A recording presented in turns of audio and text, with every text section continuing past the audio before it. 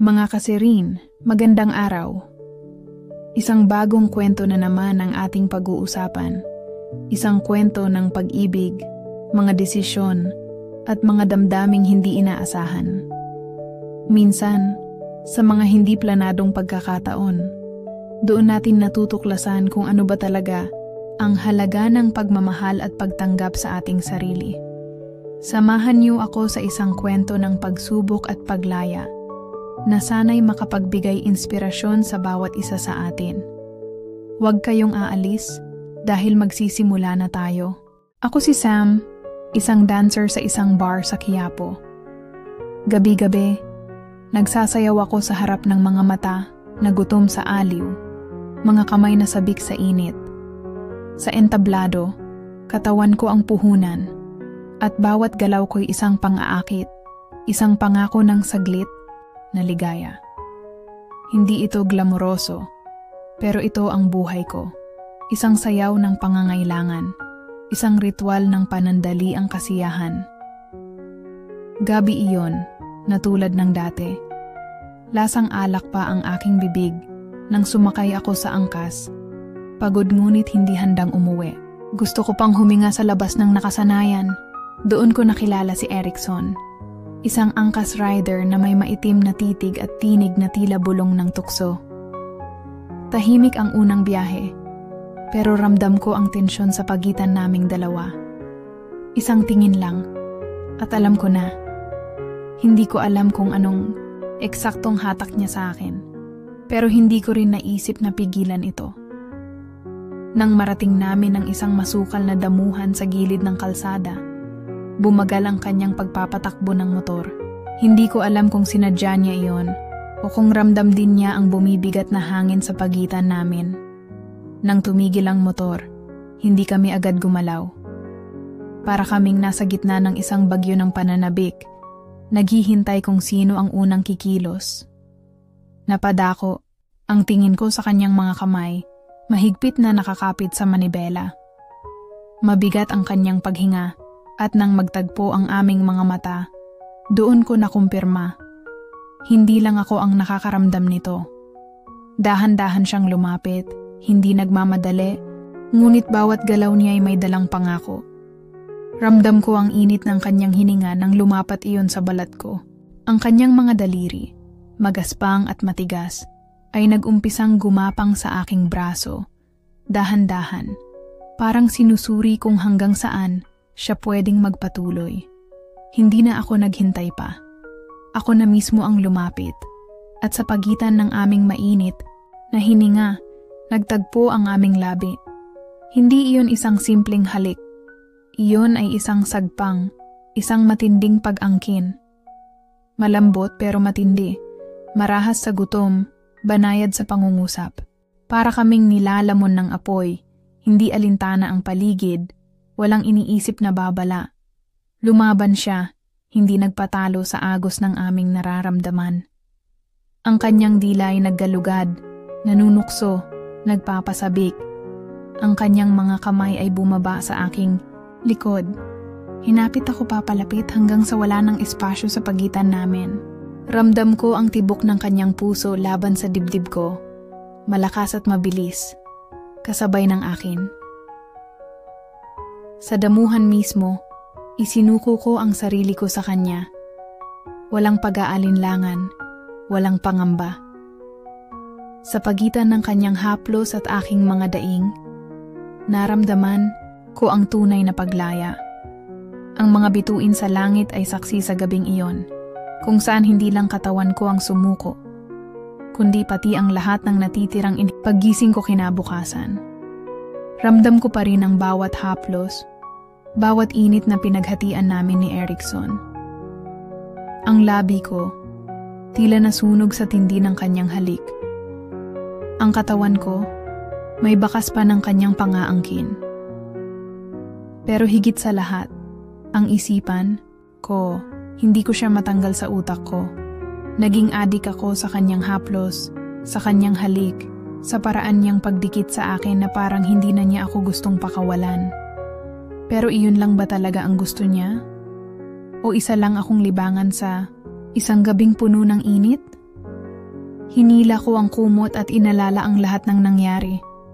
Paano ko nga ba napunta sa ganitong sitwasyon? Dancer ako sa isang bar sa Quiapo. Sanay na akong hinahangaan at pinagnanasaan. Pero si Erickson, iba siya. Hindi siya tulad ng mga lalaking nakakasalamuha ko gabi-gabi. Ang mga titig niya'y hindi lang basta pagnanasa. May laman, may lalim, may misteryong gusto kong tuklasin. Nang muli kaming magkita, walang salita ang unang namutawi sa amin. Pero sapat na ang isang titig para bumalik ang lahat ng naramdaman namin noong gabing iyon. Mabilis akong hinapit ni Erickson. Sinunggaban ang labi ko na parang matagal niya akong hindi natikman. Nag-init agad ang katawan ko. Wala nang paligoy-ligoy pa dahil pareho naming alam kung saan ito patungo. Mabilis. Marahas. Mapusok. Hinila niya ako sa madilim na sulok, isinandal sa pader, at hinalikan ng walang pagsisisi. Bawat galaw ng kanyang dila ay parang apoy na nagpapaliyab sa akin. Hindi ko na inisip kung may makakita, kung may makarinig. Ang mahalaga, ang init namin ay hindi mapapatay ng kahit anong dahilan. Mismo ako? Bulong niya sa pagitan ng halik. Hindi ko kayang hindi. Sagot ko bago siya muling sakupin ng labi ko. Hindi ko na alam kung anong tama o mali. Ang alam ko lang, gusto ko pa.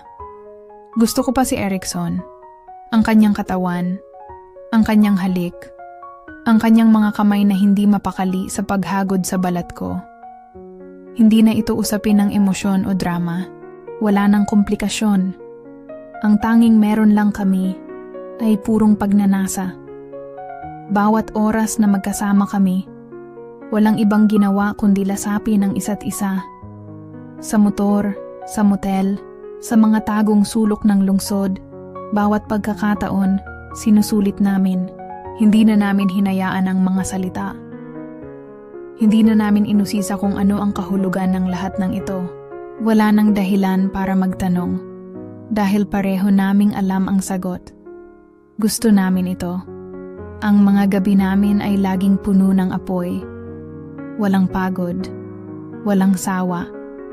Bawat galaw ng kanyang katawan sa ibabaw ko ay parang musika na paulit-ulit kong gustong pakinggan. Bawat ungol niya ay nagpapalakas sa sarili kong pagnanasa. Sinusulit namin ang bawat sandali na parang wala nang bukas. At sa tuwing natatapos, ang tanging nasa isip ko lang ay kailan ulit. Hanggang kailan namin kayang panindigan ang ganitong klaseng relasyon. Wala akong pakialam. Basta't sa tuwing magtatagpo ang labi namin, sa tuwing magtatama ang nagbabaga naming katawan, ang mundo ay naglalaho.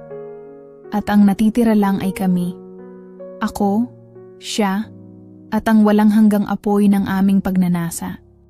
Minsan, mahirap tanggapin na ang mga desisyon natin ay may malalim na epekto sa ating buhay. Hindi ko akalain na pagkatapos ng gabing iyon, ang lahat ng nangyari ay magdadala ng ganitong bigat sa akin. Sa unang tingin, parang masaya ako. Parang okay lang lahat. Pero habang lumilipas ang mga araw, ramdam ko na parang may nagbabagong dinamika sa mga tao sa paligid ko, lalo na sa mga kasamahan ko sa bar. Ang mga usapan nila, ang mga titig nila, at ang mga bulong-bulungan na naririnig ko sa tuwing ako'y dumadaan sa kanila. Lahat ng iyon ay nagsimula akong mag-alinlangan. Kung noon ay ramdam ko ang pagiging bahagi ng isang komunidad, ngayon ay parang ako na lang ang naiwan. Si Erickson, na sa unang pagkakataon ay nagbigay sa akin ng pakiramdam ng init at pagkakaintindi, ngayon ay tila lumalayo na. Hindi ko alam kung ito ba ay epekto ng nangyari o kung ito ay dahil may mga bagay sa kanya na hindi ko pa rin naiintindihan. Pero ang pakiramdam ko, unti-unti siyang nawawala. At habang nagtatagal, mas lalo kong nararamdaman na hindi ako sigurado sa kung anong lugar ko sa buhay niya. Nang bumalik ako sa trabaho sa bar, Ramdam ko ang mga mata ng mga tao sa akin, mga kasamahan ko sa trabaho. May mga titig silang hindi ko kayang ipaliwanag at may mga sadyang hindi ko kayang iwasan. Parang bawat kilos ko, bawat galaw ko, may mga mata silang nagmamasid. Kung may mga titig na puno ng pagkutya, mayroon ding mga titig na puno ng pangunawa. Pero sa lahat ng iyon, ramdam ko ang isang bagay na hindi ko kayang tanggalin. Ang bigat ng paghatol. Bakit ba ako nagdesisyon ng ganoon? Hindi ko alam kung ako ba ay tanga o na-misinterpret ko lang ang nangyari sa pagitan namin ni Erickson. Parang ang saya ko nung una. Pero ngayon, naisip ko na baka ito ay simpleng pangyayari lang para sa kanya at wala siyang planong maging seryoso sa akin. Baka isang gabing sumabog lang siya sa emosyon, tulad ko. At ako? Ang pakiramdam ko, parang ako'y naiiwan sa isang laro na hindi ko alam kung paano maglaro. Kung dati ay puno ako ng sigla at tiwala sa sarili, ngayon ay naguguluhan na ako. Hindi ko alam kung ano ang hinahanap ko. Ang mga kasamahan ko sa bar, nagsimula ng magtawanan, magbiro, at magbulong-bulungan tuwing dumarating ako. Alam ko na ang mga usapan nila ay tungkol sa nangyari sa pagitan ko at ni Erickson. Hindi nila ito kayang itago at hindi ko kayang hindi marinig. Nakakalungkot lang kasi. Hindi ko kayang ipaliwanag ang lahat. Hindi ko kayang sabihin sa kanila na hindi ko alam kung anong klaseng relasyon mayroon kami ni Erickson. At ang mas masakit, hindi ko rin alam kung anong klaseng tao ako sa kanya. Isang simpleng gabing iniiwasan o isang bagay na may kahulugan. Habang iniisip ko ang lahat ng ito, naguguluhan ako kung ako ba ay karapat-dapat sa pagmamahal o kung ako ba ay isa lamang simpleng pangyayari na madadaan sa isang gabing puno ng init. Ang katawan ko, ang aking emosyon, ang lahat ng mga ginawa ko. Lahat ba iyon ay isang hakbang patungo sa pagmamahal o isang hakbang patungo sa isang pagkatalo? At si Erickson, na minsan ay nagbigay sa akin ng mga pangako at tingin ng pagkaintindi, tila lumalayo. Hindi ko na siya makontak ng madalas. At kahit na magka-chat kami, parang hindi ko na maramdaman ang parehong init na naramdaman ko noong gabing iyon. Wala na yung mga biro at malalalim na pag-uusap. Bawat mensahe niya may halong distansya. At ako, nagsimula ng magduda kung ito ba ay pagtatapos na o isang simula ng mas komplikadong kabanata sa aming dalawa. Sana lang ay hindi ko na naramdaman ang bigat na dala ng mga salitang iyon. Sana lang ay hindi ko na kailangang mag-isip tungkol sa kung anong ibig sabihin ng lahat ng nangyari. Sana lang ay makabalik ako sa mga araw na wala akong iniisip, kundi ang mga masaya at magaan na sandali. Pero sa ngayon, ang nararamdaman ko ay takot. Takot na baka nga, isang simpleng pangyayari lang ako sa buhay ni Erickson. Nag-iisa ako sa aking silid. Ang mga ilaw mula sa labas ay dahan-dahang pumapaloob sa aking bintana. Ang mga mata ko ay nakatutok lang sa isang sulok ng kwarto, habang ang mga kaisipan ko ay naglalakbay pabalik sa gabing iyon.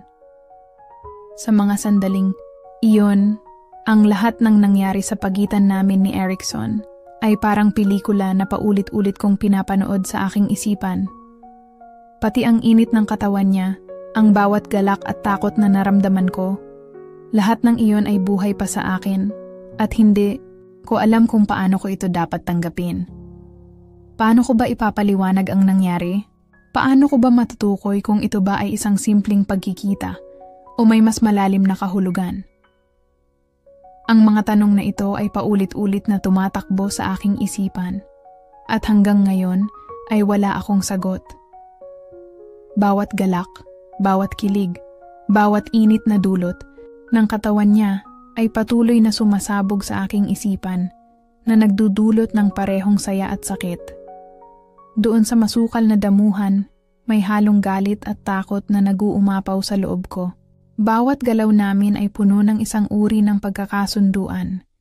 Ngunit sa kabila ng lahat ng iyon, Nagtataka ako kung ano ba ang ibig sabihin ng lahat ng ito sa aking buhay.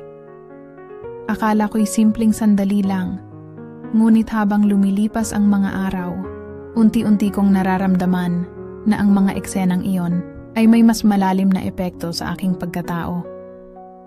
Minsan, naiisip ko kung bakit ko nagawa iyon, kung bakit ko siya pinili, kung bakit ako dumaan sa ganitong landas, na puno ng kasiyahan pero puno rin ng kalituhan. Naramdaman ko kasi na may isang bagay sa kanya na hindi ko kayang iwasan. Si Erickson ay isang misteryo, isang bagay na hindi ko kayang i-unravel. Pero sa kabila ng lahat ng takot at kalituhan, may mga oras na nararamdaman ko na gusto ko siyang alamin, gusto ko siyang maintindihan. Pero paano kung hindi ko siya kayang hawakan at sa huli mapagod lang ako? Habang tinitingnan ko ang aking sarili sa salamin, nagtatanong ako kung anong klase ng pagmamahal ang hinahanap ko. Ang mga sandali ba ng init at kilig, ang mga gabing puno ng pansamantalang aliw ay sapat na para sa akin? O may mas malalim na pagmamahal pa akong hinahanap, isang koneksyon na magbibigay sa akin ng pagkakaintindi at tunay na pagpapahalaga? May mga araw na naiisip ko kung paano ako nakarating sa puntong ito. Kung paano ang bawat desisyon, bawat hakbang, ay nagdala sa akin sa kabila ng mga pangarap at takot ko. Kung dati ay puno ako ng sigla at tiwala, ngayon ay napapaisip ako kung ang bawat hakbang ko ba ay patungo sa tamang direksyon. Nais ko bang magpatuloy sa paghahanap ng pansamantalang aliw o handa na akong buksan ang aking puso sa posibilidad ng isang tunay na pagmamahal? Sa kabila ng lahat ng kalituhan at kalungkutan, naramdaman ko na may pagkakataon pang magbago. May pagkakataon pang baguhin ang aking pananaw, baguhin ang aking mga desisyon, at maghanap ng mas malalim na kahulugan sa bawat karanasan. Ang nangyari sa pagitan namin ni Erickson ay maaaring hindi ang pinakamasayang karanasan, ngunit ito ay nagbigay daan sa isang mas malalim na pagninilay, isang pagkakataon para sa sarili kong paglago at pagpapasya kung anong klase ng pagmamahal ang nararapat para sa akin. Sa kabila ng lahat ng ito, patuloy akong nagsusuri. Patuloy akong nag-iisip at patuloy na tinatanong ang sarili. Anong klase ng pagmamahal ang talagang gusto ko? Maghapon akong nag-isip, nagmuni-muni sa mga nangyari. Hindi ko alam kung anong hakbang ang gagawin ko upang ayusin ang lahat ng mga pagkakamali ko.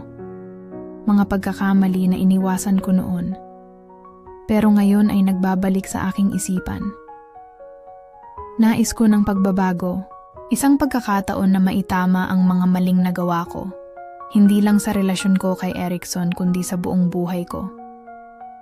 Wala akong ibang nais kundi magbago. Ngunit ang tanong ko sa aking sarili, handa na ba akong gawin ang mga hakbang na kinakailangan para dito?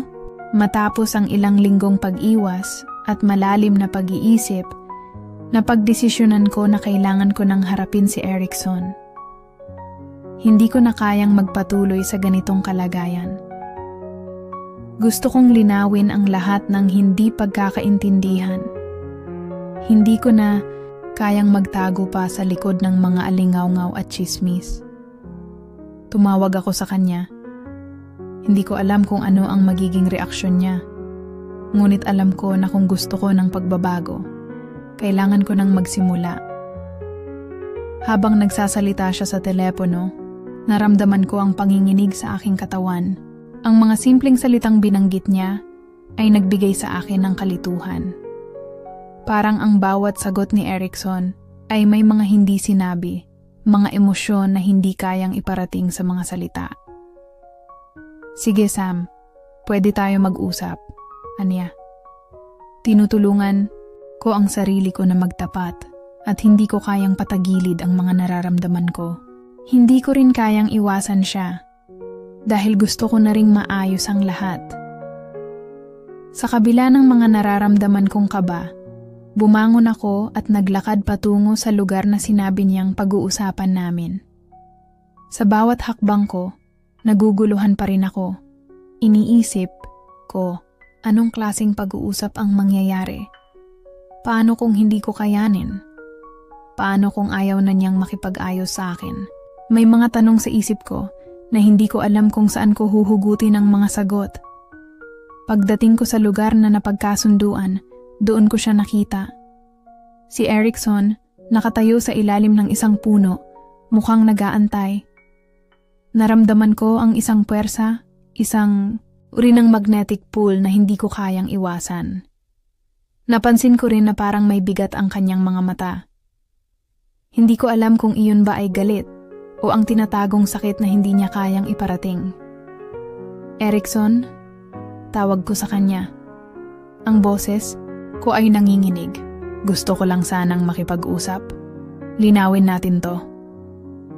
Nagkatinginan kami at sa mga mata niya, naramdaman ko ang hirap at kalituhan na hindi niya kayang iparating. Sam, sagot niya, anong gusto mong sabihin? Ano bang nangyari sa atin? Dito nagsimula ang pinakamahalagang pag-uusap na hindi ko inaasahan. Sa bawat salitang binanggit namin, unti-unting lumabas ang mga hindi nasabi. Ipinapakita ko ang lahat ng mga pagkakamali ko, ang mga desisyon na hindi ko naisip noon. Sinabi ko sa kanya na gusto kong magbago. Gusto kong maghanap ng redemption, hindi lang para sa aming dalawa, kundi pati na rin sa mga bagay na hindi ko naisip sa buhay ko. Habang nagsasalita ako, nakita ko ang mga mata ni Erickson. May halong pagkabigla at kalungkutan. Hindi ko alam kung anong nararamdaman niya. Ngunit sa mga sandaling iyon, alam ko na hindi ako makakahanap ng redemption hanggat hindi ko natutuklasan ang mga bagay na natutunan ko mula sa aming mga pagkakamali. Sam, sabi ni Erickson, hindi ko rin alam kung anong nangyari sa atin, pero siguro nga, may mga bagay na hindi lang madaling maipaliwanag. Pero natutunan ko rin na hindi lahat ng nangyayari ay may kasamang masakit na pagtatapos.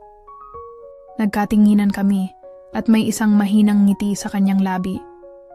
Hindi ko pa alam kung ano ang ibig sabihin ng ngiting iyon, ngunit sa mga sandaling iyon, alam ko na may pagkakataon pa kaming magbago. Magbago para sa mas mabuti. Hindi ko alam kung magbabalik loob kami ni Erickson. Pero alam ko na simula ito ng isang bagong simula. Hindi ko na kayang balikan ang mga lumang pagkakamali ko. Ngunit naniniwala akong may pagkakataon pang magtulungan kami upang maghilom at maging mas mabuting tao sa isa't isa. Ang paghahanap ng redemption ay hindi madali.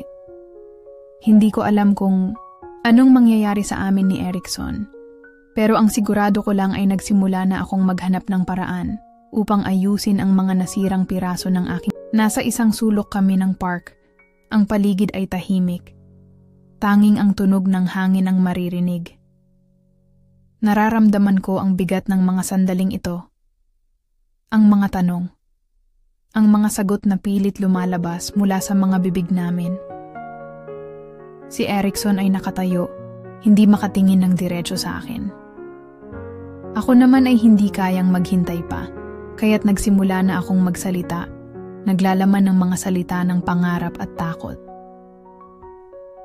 Erickson, hindi ko na kayang magpatuloy ng ganito, ang sabi ko.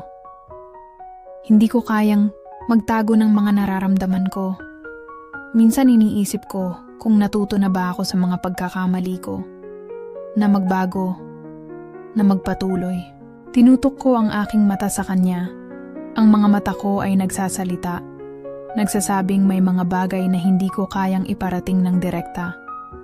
Naramdaman ko ang isang matinding pagpulsate sa dibdib ko.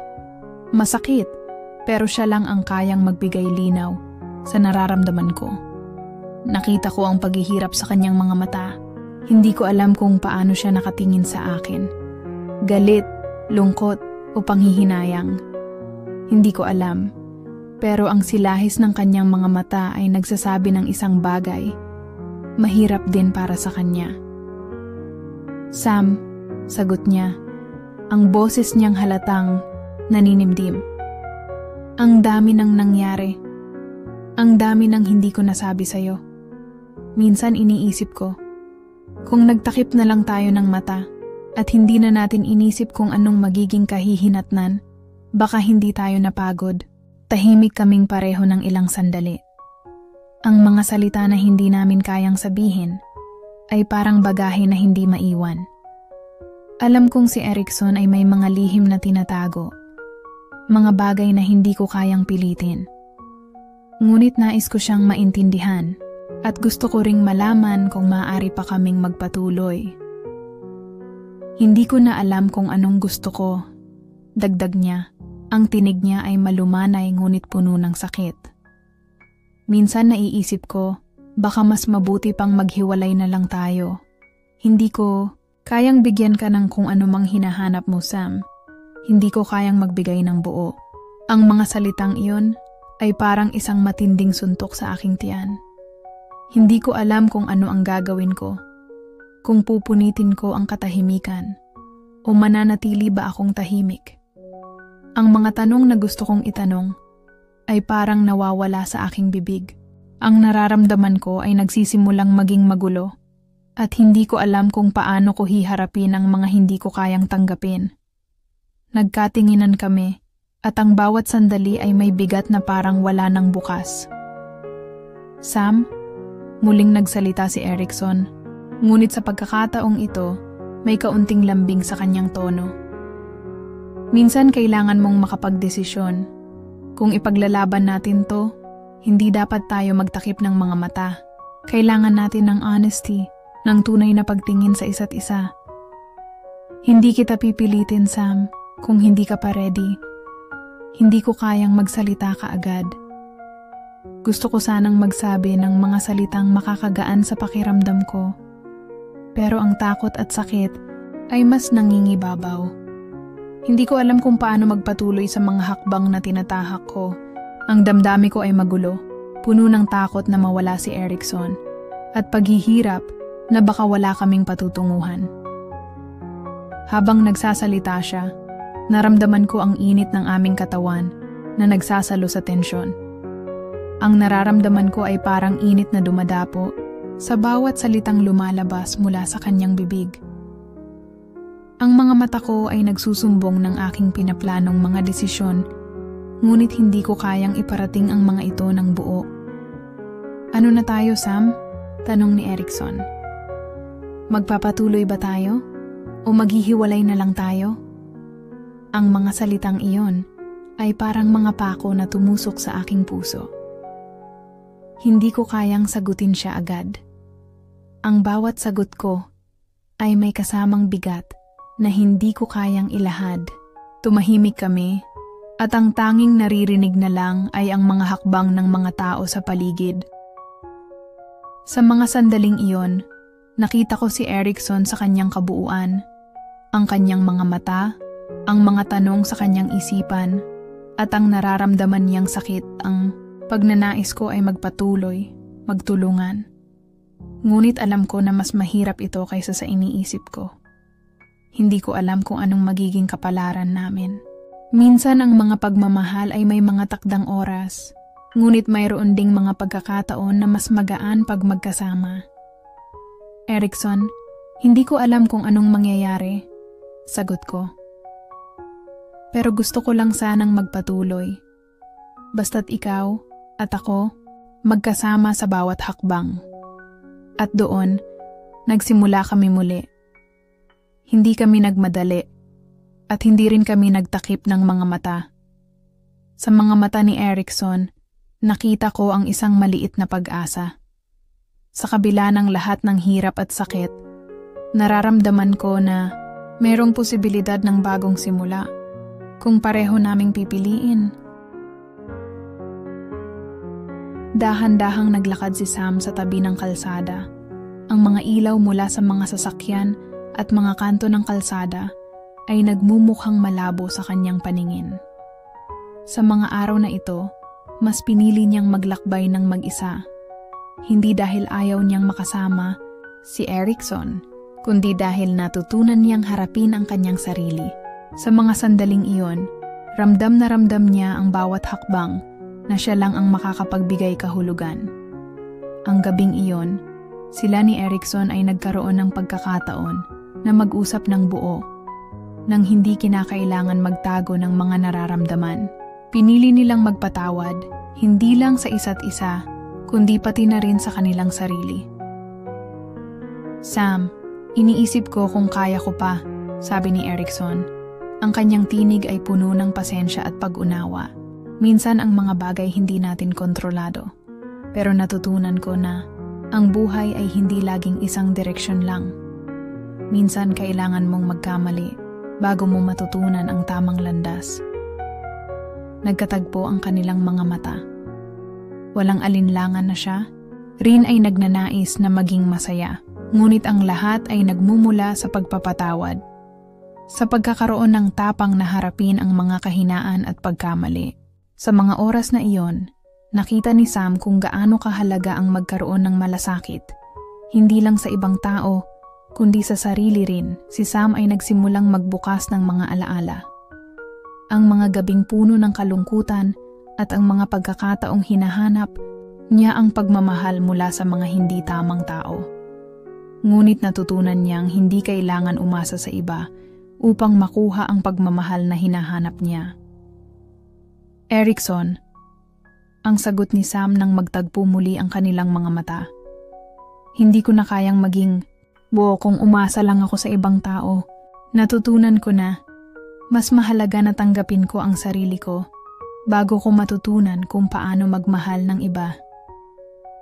Nagkaroon sila ng isang mahahabang sandali ng katahimikan, ngunit hindi ito isang katahimikan na puno ng pag-aalinlangan. Sa halip, ito'y isang katahimikan ng kasunduan, ng pagtanggap sa isang bagong simula.